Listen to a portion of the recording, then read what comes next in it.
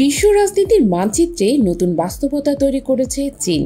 যে দেশকে কয়েক দশক আগেও প্রযুক্তি আমদানির ওপর নির্ভরশীল ধরা হতো, সেই চীন আজ নিজস্ব উদ্ভাবন আর সামরিক শক্তিতে সবার দৃষ্টি কাড়ছে। বিশেষ করে যুক্তরাষ্ট্র ও ইউরোপ এখন চীনের সামরিক আধুনিকায়ন দেখে কার্যত হতবাক। অনেক বিশ্লেষক বলছেন, চীনের হাতে যেসব অস্ত্র ও প্রযুক্তি উঠে আসছে তা অনেক ক্ষেত্রে সায়েন্স ফিকশনকেও হার মানাচ্ছে।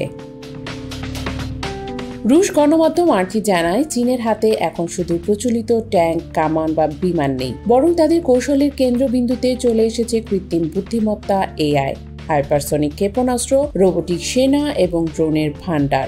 2025 সালে বেইজিং উন্মোচন করেছে বিশ্বের প্রথম জেট ইঞ্জিন চালিত উলম্বভাবে ওঠানামা করতে সক্ষম ড্রোন। এই প্রযুক্তি সাধারণ যুদ্ধজাহাজকেও মুহূর্তে বিমান বাহিনী ক্যারিয়ারে রূপ দিতে পারে। অন্যদিকে 9 হেভেন্স নামের ড্রোন ক্যারিয়ারের একসঙ্গে 100 ড্রোন আকাশে ছাড়তে সক্ষম, যা প্রতিপক্ষের প্রতিরক্ষা ব্যবস্থা ভেঙে দেওয়ার জন্য যথেষ্ট। শুধু তাই নয়, সাম্প্রতিক সামরিক মহড়ায় দেখা গেছে রোবোটিক কুকুরও আকাশে উড়ন্ত ড্রোনকে একসঙ্গে সমন্বিতভাবে ব্যবহার করছে চীন। ছোট ছোট মশার মতো বায়োনিক রোবটও তৈরি করা হয়েছে, যেগুলো গোপনে শত্রু ঘাঁটির ভেতরে ঢুকে তথ্য সংগ্রহ করতে পারে। এসব দেখে বিশেষজ্ঞরা বলছে, চীন আসলে ভবিষ্যতের যুদ্ধকে আজকের দিনেই নিয়ে এসেছে। চীনের নৌবাহিনী সম্প্রতি উন্মোচন করেছে বোহাই সি মনস্টার, যা একদিকে জাহাজ, অন্যদিকে উড়োজাহাজ। পানির উপর ভেসে থাকা এই উইং ইন গ্রাউন্ড প্রযুক্তি শত্রুর রাডারে ধরা না পড়ে দ্রুত গতিতে অগ্রসর হতে সক্ষম। পশ্চিমা বিশ্লেষকরা এটিকে সামরিক বিস্ময় আখ্যা দিচ্ছেন। চীনের এই অগ্রগতি যুক্তরাষ্ট্র ও ইউরোপের সামরিক পরিকল্পনাকে নতুন করে ভাবতে বাধ্য করছে। বিশেষ করে হাইপারসনিক ক্ষেপণাস্ত্রকে তারা সবচেয়ে বড় হুমকি হিসেবে দেখছে, কারণ এগুলো প্রচলিত প্রতিরক্ষা ব্যবস্থা সহজে আটকাতে পারে না। ওয়াশিংটন এরই মধ্যে প্রতিরক্ষা বাজেট বাড়িয়েছে এবং নতুন জোট গঠনের উদ্যোগ নিয়েছে।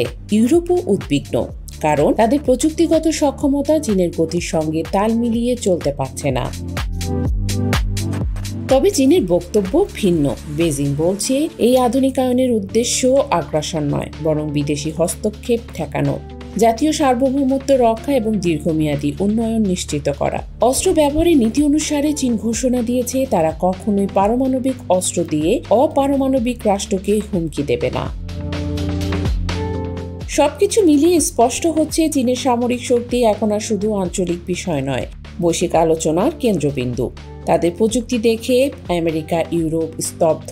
অনেক দেশ বিস্ময়ের সঙ্গে লক্ষ্য করছে ভবিষ্যতের যুদ্ধ আসলে কেমন হতে চলেছে। বিশেষজ্ঞরা বলছেন, যদি এই প্রতিযোগিতা অব্যাহত থাকে, তবে পৃথিবী নতুন এক অস্ত্র প্রতিযোগিতার যুগে প্রবেশ করবে, যেখানে প্রযুক্তি হবে আসল শক্তি।